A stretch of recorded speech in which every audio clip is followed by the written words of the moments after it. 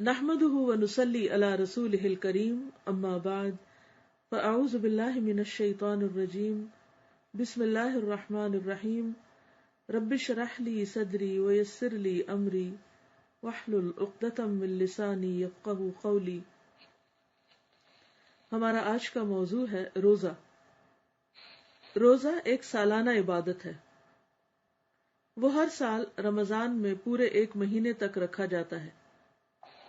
روزہ میں آدمی خدا کے حکم کے تحت سحر سے لے کر سورج ڈوبنے تک کھانے پینے سے رک جاتا ہے۔ یعنی روزہ کس چیز کا نام ہے؟ صبح سحری سے لے کر سورج کے غروب ہونے تک کھانے پینے سے رکنے کا نام، یعنی اپنی پسندیدہ چیزوں سے خود کو روک لینے کا نام ہے، اور اپنے آپ کو زیادہ سے زیادہ ذکر اور عبادت میں مشغول کرتا ہے۔ جیسا کہ آپ جانتے ہیں کہ انسان کی کچھ جسمانی ضروریات ہوتی ہیں، کچھ اس کی روحانی ضروریات ہوتی ہیں، تو رمضان میں ہم اپنی جسمانی ضروریات کو کم کر لیتے ہیں، یعنی کھانا پینا کم ہو جاتا ہے، اور روحانی ضروریات کا بندوبست زیادہ کرتے ہیں۔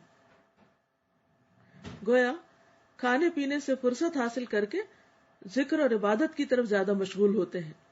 روزہ کا یہ عمل اس لیے کیا جاتا ہے تاکہ آدمی کی مادیت کم ہو۔ مادیت سے مراد یعنی جو اس کی فزیکل نیڈز ہیں اور جو فزیکل آسپیکٹ ہے لائف کا، اس میں کچھ کمی ہو، یعنی اس کی طرف توجہ کم ہو، اور اس کی روحانیت ترقی کرے، وہ دنیا میں روحانی زندگی گزارنے کے قابل ہو جائے، یعنی اس کی جو سول ہے وہ زیادہ اسٹرانگ ہو۔ روزہ آدمی کے اندر شکر کا جذبہ ابھارتا ہے۔ کھانے اور پانی سے محرومی، یعنی کھانے اور پانی سے محرومی اس کو ان نعمتوں کی اہمیت بتاتی ہے کہ یہ کتنی اہم ترین چیزیں اور اللہ تعالیٰ کی کتنی بڑی رحمت ہے۔ عام طور پر ہم آنکھیں بند کے کھا پی لیتے ہیں اور کبھی شکر نہیں ادا کرتے، اور کبھی یہ ریئلائز نہیں کرتے کہ یہ اس کا کتنا بڑا احسان ہے، یعنی ہر چیز کو فار گرانٹیڈ لیتے ہیں۔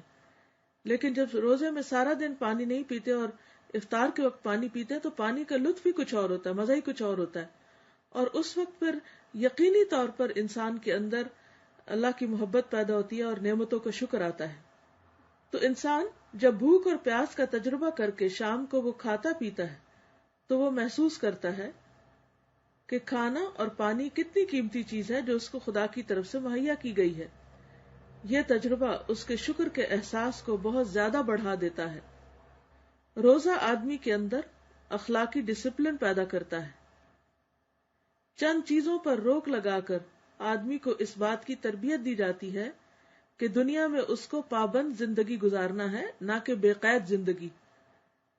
یہ ایک اور اہم لیسن ہے، اس کو آپ انڈر لائن کر سکتے ہیں کہ اللہ تعالیٰ نے ہم پر جو کھانے پینے کی پابندی لگائی ہے وہ کوئی کسی ظلم کے لیے نہیں، یا کوئی ہم پر زیادتی نہیں، یا ہمیں کسی محرومی کا شکار نہیں کیا جاتا، بلکہ اس کا ایک مقصد ہے، اور وہ مقصد ہے تربیت۔ اور وہ تربیت کس چیز کی؟ کہ اس دنیا میں انسان کو ہر روز کئی چیزوں سے بچنے کی ضرورت ہوتی ہے، اپنے اوپر پابندی لگانے کی ضرورت ہوتی ہے، نہ کہ یہ کہ انسان بس جو جی چاہے وہ کر لے اور جو اس کا دل مانے وہ کرتا جائے اور باقی حقوق اور فرائض سے غافل ہو جائے۔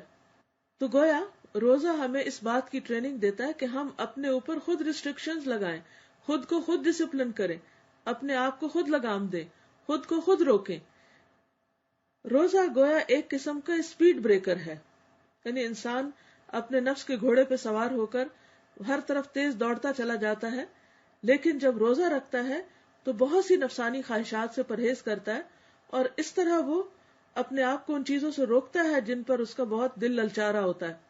کیونکہ جیسے بہت سے لوگ کھانے پینے کے شوقین ہوتے ہیں تو وہ روزے کی حالت میں کھا پی نہیں سکتے، گویا ہر وقت ان کے اس خیال پر ایک بریک لگ جاتی ہے۔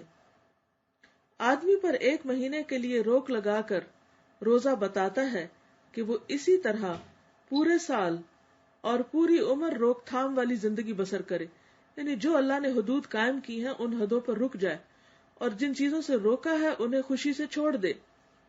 وہ خدا کی مقرر کی ہوئی حدوں کے باہر جانے کی کوشش نہ کرے، کیونکہ جب انسان اللہ کی حدوں کو توڑتا ہے اور اس سے باہر جاتا ہے تو انسان کی اپنی ہی خرابی ہوتی ہے، خود اس کا اپنا ہی نقصان ہوتا ہے، دنیا میں بھی ہوتا ہے اور آخرت میں بھی ہوتا ہے۔ روزہ رکھ کر آدمی یہ کرتا ہے کہ وہ اپنے آپ کو زیادہ سے زیادہ ذکر اور عبادت اور تلاوت قرآن میں مشغول کرتا ہے۔ یہ گویا خدائی اعمال کی تاثیر کو بڑھانے کی ایک تدبیر ہے۔ یعنی روزے میں صرف یہ نہیں کیا جاتا کہ ہمیں کچھ چیزوں سے ڈپرائیو کر دیا جاتا ہے، بلکہ اس کا آلٹرنیٹ دیا جاتا ہے۔ جہاں کھانا پینا اور شہوات سے انسان دور رہتا ہے، وہاں دوسری طرف انسان زیادہ سے زیادہ ذکر اور عبادت اور قرآن کی تلاوت کرتا ہے۔ تو گویا ایک طرف صبر و ضبط اور دوسری طرف روح کی ترقی کے انتظام، اور اس طرح انسان کے ان اعمال کی تاثیر اور بڑھ جاتی ہے۔ ذکر میں زیادہ لذت آتی ہے، قرآن میں زیادہ مزہ آتا ہے پڑھنے کا، رات کو تراویح نماز کی ایک الگ لذت ہوتی ہے۔ اس طرح آدمی ذکر اور عبادت اور تلاوت قرآن کے اثرات کو مزید اضافے کے ساتھ قبول کرتا ہے۔ یعنی وہ صرف محض ایک ریچول نہیں رہتے، بلکہ یہ بھی اپنے اندر ایک خوبی اور روح رکھتے ہیں۔ یعنی روزے کی حالت میں ان سب چیزوں کا مزہ دوبالا ہو جاتا ہے۔ عام دنوں کی عبادت اور تلاوت کے مقابلے میں رمضان میں انسان کو قوت بھی زیادہ ہوتی ہے اور عبادت کو انجوائے بھی زیادہ کرتا ہے۔ روزہ ایک تربیتی کورس ہے۔ اس کا مقصد یہ ہے کہ ایک مہینہ خصوصی تربیت دے کر آدمی کو اس قابل بنا دیا جائے کہ سال بھر وہ خدا پرست اور انسان دوست بن کر زندگی گزار سکے۔ یعنی روزے کا مقصد کیا ہے کہ ایک طرف وہ اللہ کے ساتھ اپنے تعلق کو مضبوط کرے، اپنی روحانیت کو مضبوط کر کے، اور دوسری طرف صبر و ضبط اور ڈسپلن اپنے اندر لا کر انسانوں کے ساتھ اپنے تعلقات بہتر کرے۔ کیونکہ عمومی طور پر ہوتا یہ ہے کہ انسانوں کے ساتھ تعلقات اپنی بے صبری کی وجہ سے، اپنی حساسیت کی وجہ سے، سینسٹیوٹی کی وجہ سے بگاڑ دیتا ہے اور دوسروں کی نظروں میں اپنا مقام کھو دیتا ہے۔ لیکن روزے کی وجہ سے جب انسان کے اندر حقیقی معنوں میں صبر و ضبط اور ڈسپلن آتا ہے، تو انسان نہ صرف یہ کہ زیادہ متقی اور پرہیزگار بن کر اپنے رب کے ساتھ تعلق استوار کرتا ہے، بلکہ بندوں کے ساتھ بھی اس کے تعلقات زیادہ خوشگوار ہوتے ہیں اگر نماز کی طرح وہ روزے کے بھی معنی اور روح کو سمجھے اور اس روح کے ساتھ روزے رکھے۔ تو اللہ تعالیٰ سے دعا ہے کہ وہ ہمیں واقعی طور پر ایسا بنا دے کہ ہماری عبادات کی روح ہمیں سمجھ میں آ جائے اور اس روح کے ساتھ ہم ان عبادات کو سر انجام دے۔ اللہ تعالیٰ ہم سب کی مدد فرمائے۔ وآخر دعوانا ان الحمد للہ رب العالمین۔ سبحانک اللہم و بحمدک، نشہد ان لا الہ الا انت، نستغفرک و نتوب الیک۔ والسلام علیکم ورحمۃ اللہ وبرکاتہ۔ وعلیکم السلام ورحمۃ اللہ۔